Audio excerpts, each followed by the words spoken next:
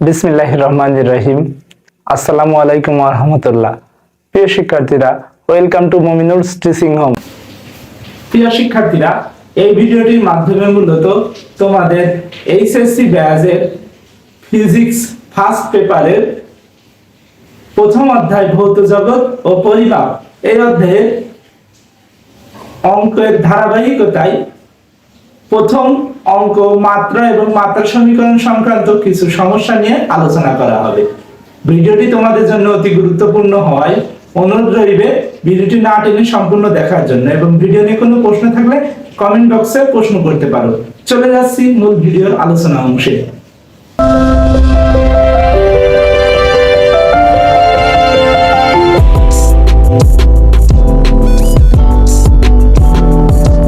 তোমরা ভিডিওর টপিক দেখে অলরেডি বুঝতে পেরেছো এই ভিডিওটি দ্বারা আমরা মাত্রা এবং মাত্রা সমীকরণ সম্পর্কিত বিষয় নিয়ে আলোচনা করব। মাত্রা বিষয়টা কি? অনেক ক্ষেত্রে আমাদের শর্ট প্রশ্নে অন্যান্য অধ্যায়েও এই মাত্রা অংশটি দিয়ে দেয়। এটা যে শুধু প্রথম অধ্যায়ের জন্য আলোচনা তা না, এটা অন্য অধ্যায়ের ক্ষেত্রেও আমাদের কাজে লাগে। একটা অধ্যায় দেখা যাচ্ছে কাজ ক্ষমতা শক্তি, সেখানেও প্রথমে দিয়েছে বলের মাত্রা নির্ণয় করো। এই ধরনের অঙ্ক আসতে পারে, আমাদের প্রশ্ন আসতে পারে, সেগুলো আমরা যেভাবে কিভাবে সলভ করব সেটা আমরা মূলত এই ভিডিওয় আলোচনা করব। আসলে আমাদের মনে প্রশ্ন থাকতে পারে যে মাত্রা বিষয়টা কি বা মাত্রা বিষয়টা কিভাবে কাজ করে। তার জন্য আমাদের একটু পিছনে যাওয়া উচিত।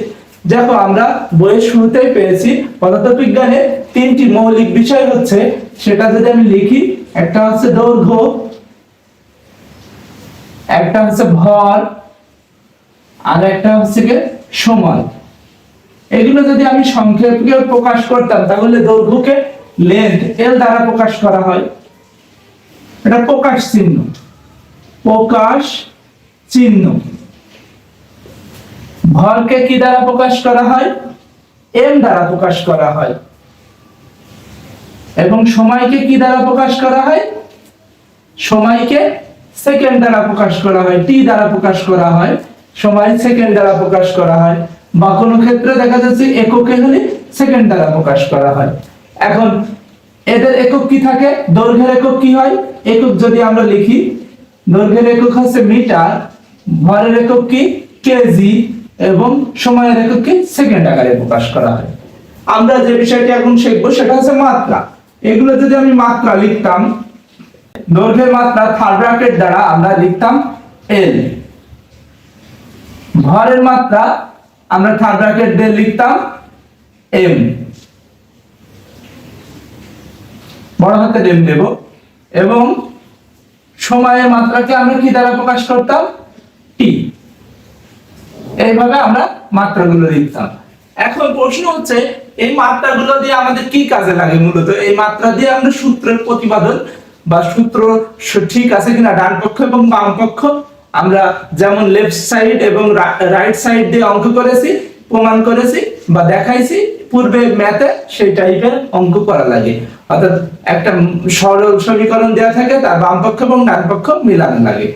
আসলে দেখো, আমরা এখানে ধরো দৈর্ঘ্য দিয়ে শিখছি, একই সাথে আরো কয়েকটি বিষয় শেখা হয়ে যায়। যেমন আমার যদি দৈর্ঘ্যের সাথে আবার দৈর্ঘ্য গুণ করি তাহলে কি হয়? প্রকাশ চিহ্নে এল এর সাথে এল গুণ করলে কি হয়?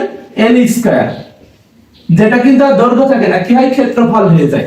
সেক্ষেত্রে মাত্রাও কি হয়ে যায়? এল স্কয়ার। অর্থাৎ থার্ড ব্র্যাকেট দিয়ে লিখতে হয়, ভিতরে আমাদের স্কয়ার হয়। ঠিক একই হিসাবে এর সাথে আমার যদি আরেকটা এল গুণ হতো তাহলে সেটা হতো এল কিউ, অর্থাৎ তার ক্ষেত্রে মাত্রা কি হতো? L Q. এখন প্রশ্ন হচ্ছে, দেখো আমাদের কেন এই মাত্রাগুলো জানা প্রয়োজন? নিশ্চয় দৈর্ঘ্যের মাত্রা, ক্ষেত্রফলের মাত্রা এবং আয়তনের মাত্রা ভিন্ন হয়, তাই অন্যান্য বস্তু বা পরিমাপের ক্ষেত্রেও আমাদের মাত্রা জানাটা প্রয়োজন। এখন আমরা মূলত প্রথম অঙ্কে চলে যাব, যেটা আমি প্রথমেই তুলে নিচ্ছি তোমাদের বর্ণনার সুবিধার জন্য। এখন এই মাত্রা বিভিন্ন ক্ষেত্রে বিভিন্ন রকম হয়, এক একটা মানের জন্য মাত্রা ভিন্ন ভিন্ন হয়। বলের মাত্রা একরকম, ভরের মাত্রা একরকম, ত্বরণের মাত্রা একরকম, যেগুলো তোমাদের বইতে দেওয়া আছে। ভিডিও অনেক বড় হবে বলে আমি এগুলো আর বর্ণনা করছি না। এখন আমি লিখছি কয়েকটি মাত্রা, যেমন আমরা লিখতে পারি ভরের মাত্রা, ভরবেগের মাত্রা যদি হয় ভরবেগের মাত্রা, ভরবেগ কথাটা লিখলে তার ভিতর থাকে কি ভর গুণ বেগ, অর্থাৎ বেগের মাত্রা ভরের মাত্রা একসাথে গুণ করলে যে মানটা পাওয়া যায় সেটা হচ্ছে ml p পাওয়ার -1। এটা তোমরা মুখস্থ রাখতে পারো। আবার একই ভাবে আমরা বলের ভ্রামকের মাত্রা লিখতে পারি, বলের ভ্রামক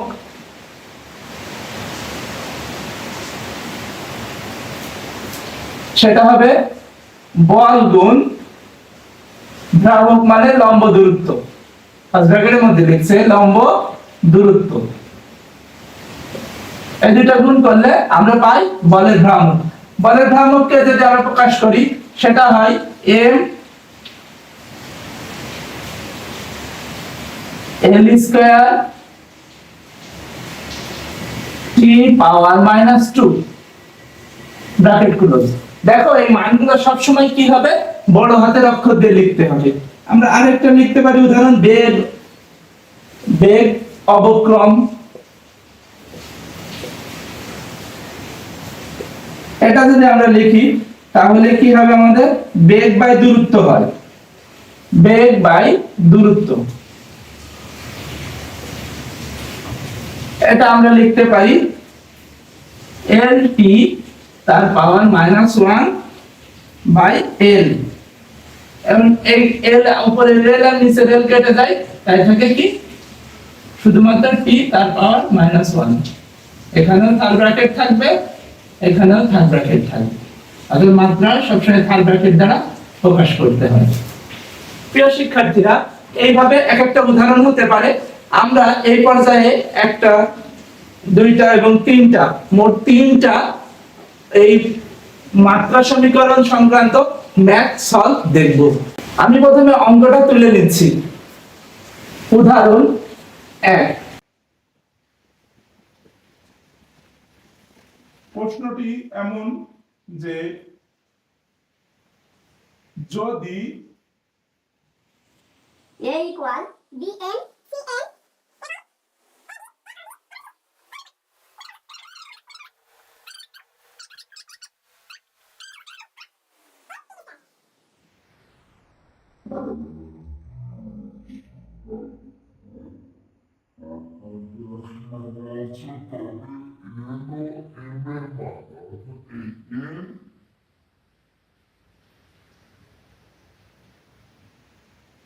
m হবে n ও m এর মান, তবে n ও m এর মান নির্ণয় করো।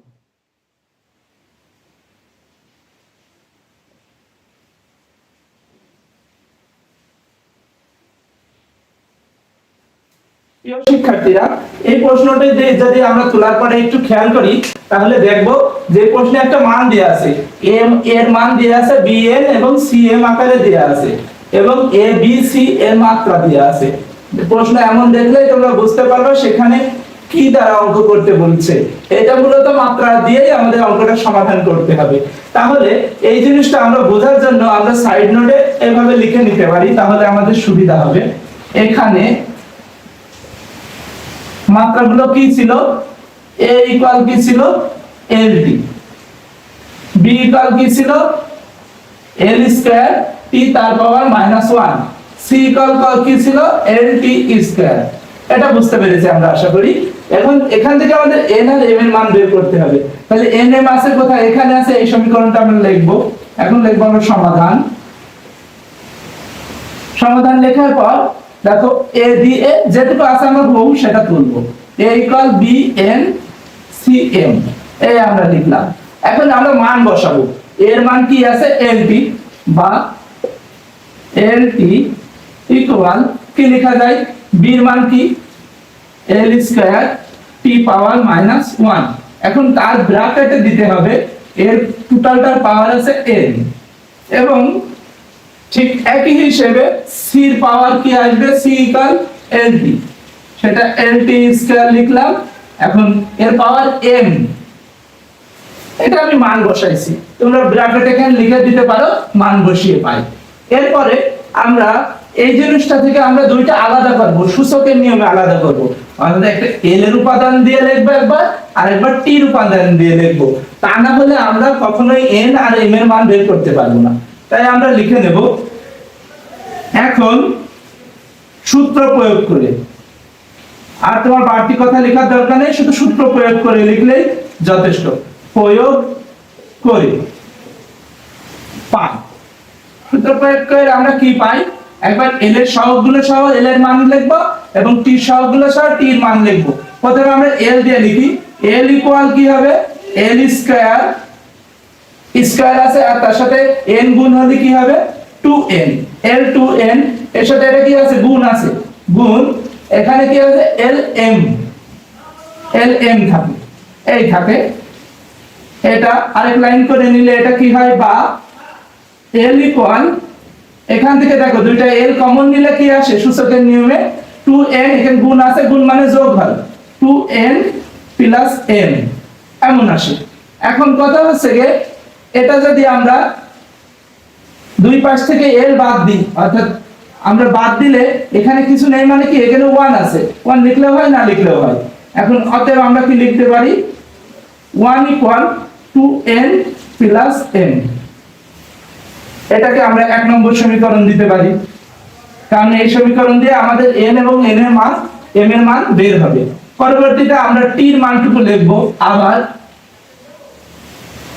আবার লিখে আমরা t এর মানটা লিখছি। তাহলে t ইকুয়াল কি হবে? এখানে কি t এর অংশটুকু নেব, কারণ পূর্বে শুধু l এর মান নিয়েছিলাম। এখন এটা গুণ করলে কি হয়? t এর পাওয়ার মাইনাস n, এটা সমান আসবে t এর পাওয়ার মাইনাস n। এখন এর সাথে গুণ আছে, এখানে কিছু নেই মানে গুণ আছে t এর, কারণ ফার্স্ট ব্র্যাকেট ছিল, ফার্স্ট ব্র্যাকেট দ্বারা গুণ বোঝাচ্ছিল। t 2 আর m গুণ করে t to the power 2m এমন আসবে।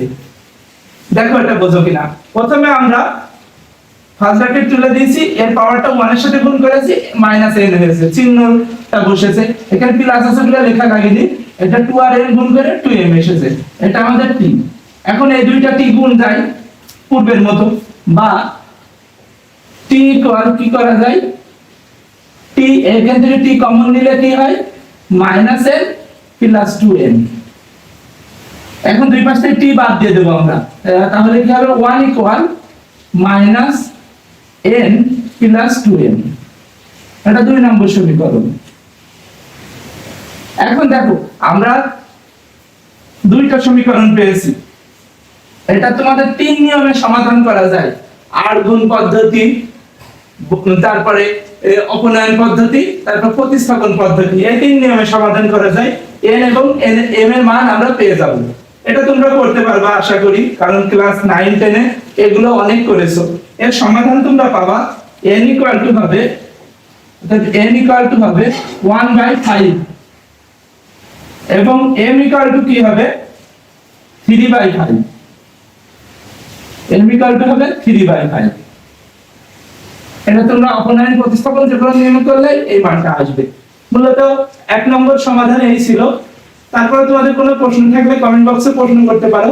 আমরা উদাহরণ 1 এর পর এবার আমরা উদাহরণ 2 তে যাব। তাই আমি আলোচনার সুবিধার্থে প্রথমে প্রশ্নটি লিখে নিচ্ছি। উল্লেখ আছে যে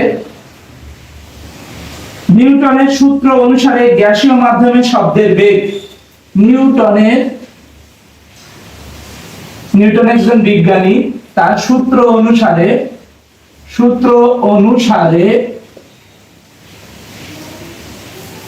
নিউটনের সূত্র অনুসারে গ্যাসীয় মাধ্যমে শব্দের বেগ, গ্যাসীয় মাধ্যমে শব্দের বেগ, আমরা শব্দের বেগকে জানি v দ্বারা প্রকাশ করা হয়, ভেলোসিটি। v ইকুয়াল √p/d, দুইটা বড় হাতের। এরপরে বলা হয়েছে, এখানে উল্লেখ করে দেওয়া হয়েছে এখানে p এবং d বিষয়টা কি। এখানে p ইকুয়াল গ্যাসীয় চাপ, প্রেসার, গ্যাসীয় চাপ, ও d ইকুয়াল ঘনত্ব। অর্থাৎ এই সমীকরণটা মাত্রা দিয়ে আমাদের প্রমাণ করতে হবে সঠিক কিনা। বলেছে মাত্রার সাহায্যে সমীকরণটির সঠিকতা যাচাই করো। সমীকরণটির সঠিকতা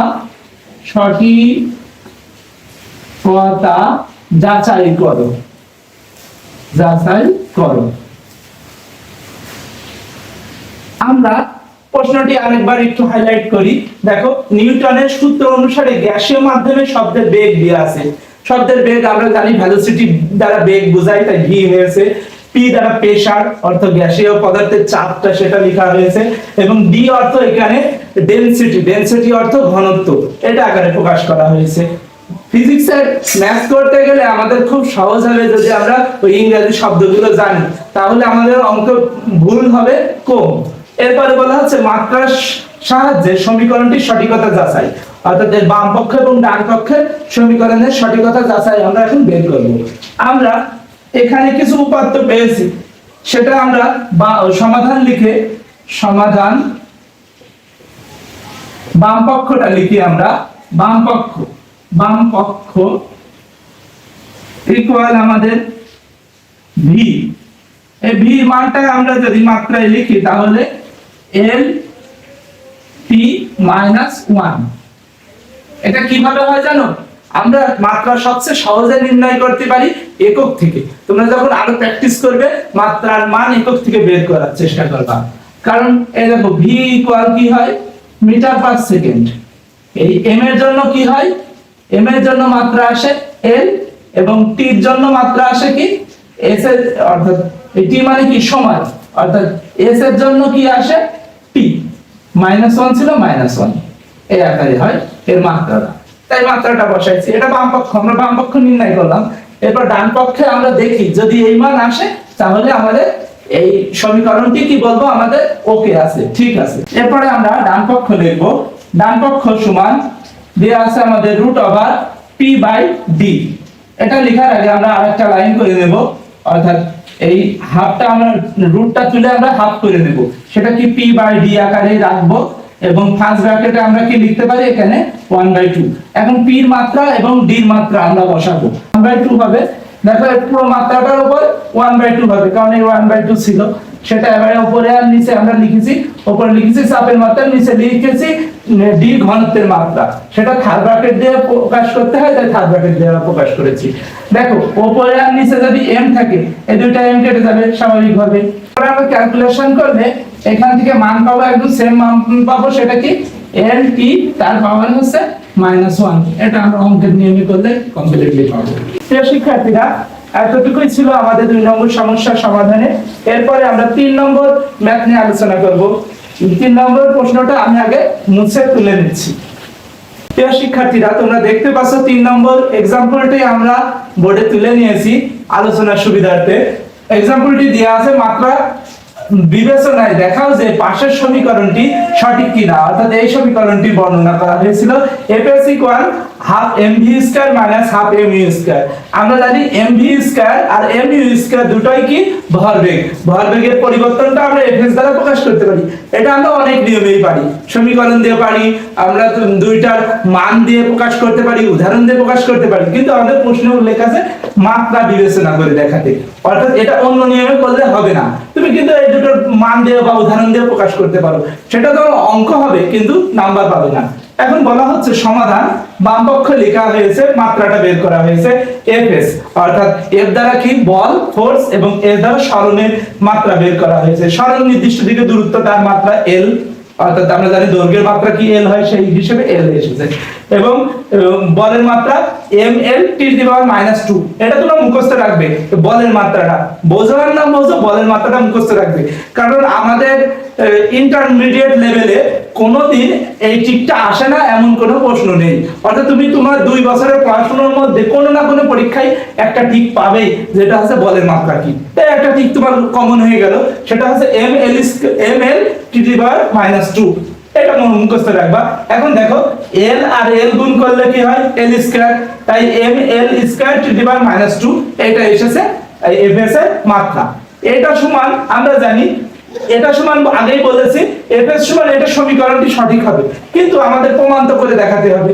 এখন দেখো এম ভি স্কয়ার বিষয়টাও যা এম ইউ স্কয়ার বিষয়টাও তাই, কারণ দুটাই কি ভর আর বেগের কথা বলা হচ্ছে। এখন দেখো হাফ আর হাফ দুইটাই ধ্রুব সংখ্যা একই হয়, অর্থাৎ এখন একটা প্রকাশ করলেই যথেষ্ট, কিন্তু দুইটাই দেখাই দিতে হবে, কারণ দুইটা ভরবেগের পরিবর্তন বিয়োগ যা তার মাত্রার বিয়োগ তাই হয়, দুই ক্ষেত্রে মাত্রা দেখাতে হবে, একটা দেখালে হবে না। তাই আমরা এম ভি স্কয়ার লিখেছি, যেহেতু এই দুটো একই জিনিস, একটা আরেকটার কপি, একটা বর্ণনা দিলে আরেকটা বোঝা যাবে। দেখো হাফ সংখ্যাটা দেওয়ার দরকার নেই, কারণ মাত্রার ক্ষেত্রে কোনো ধ্রুবক রাশি বা সংখ্যা থাকে না। এই দেখো এখন এম এর মাত্রা কি এম, অর্থাৎ ভরের মাত্রা এম লেখা হয়েছে, এবং ভি স্কয়ারের মাত্রাটা স্কয়ার আকারে, অর্থাৎ ভি এর মান কি এল টি পাওয়ার -1, যেটা পূর্বে অঙ্কটি বলা হয়েছিল 2 নম্বরে, সেটার ক্ষেত্রে আমরা দেখেছিলাম ভি এর মাত্রা কি এসেছিল এল টি তার পাওয়ার -1। অর্থাৎ আমরা জানি বেগের ক্ষেত্রে কি হয়, বেগের ক্ষেত্রে মিটার পার সেকেন্ড হয়, সেই একক অনুসারে পাই। এখন এখানে স্কয়ার আছে বলে পুরোটার স্কয়ার লেখা হয়েছে, তাহলে কি হয় এল স্কয়ার, এবং টি পাওয়ার কি হবে -2, তাই এম লেখা হয়েছে এল স্কয়ার টি পাওয়ার -2 লেখা হয়েছে এই কারণে। অর্থাৎ এটা গুণ করে পেয়েছি এবং স্বাভাবিক নিয়মে গুণ করা হয়েছে। ঠিক অনুরূপ ভাবে এম ইউ স্কয়ার বিষয়টাও এইভাবেই নির্ণয় করা হয়েছে। এখন এই দুইটা মাত্রাই যেহেতু এক, তাই এই মাত্রাটা আমরা সমীকরণ আকারে এভাবে প্রকাশ করতে পারি, অর্থাৎ এটা হচ্ছে কি আমাদের শর্ট দেখানো হলো। প্রিয় শিক্ষার্থীরা, এই ভিডিওর আলোচনা মূলত এতটুকুই ছিল। আমরা 3টা উদাহরণ নিয়ে আলোচনা করেছি। হতে পারে তোমাদের কিছু বুঝতে সমস্যা বা আমার বোঝাতে গিয়েও যদি কোনো প্রবলেম থাকে, তোমরা প্রশ্ন করতে পারো কমেন্ট বক্সে, আমি সেই প্রশ্নগুলোর জবাব দেওয়ার চেষ্টা করব। ভালো থাকো, সুস্থ থাকো, মন দিয়ে পড়াশোনা করো। সকলের জন্য শুভকামনা রইল। আসসালামু আলাইকুম ওয়া রাহমাতুল্লাহি ওয়া বারাকাতুহু।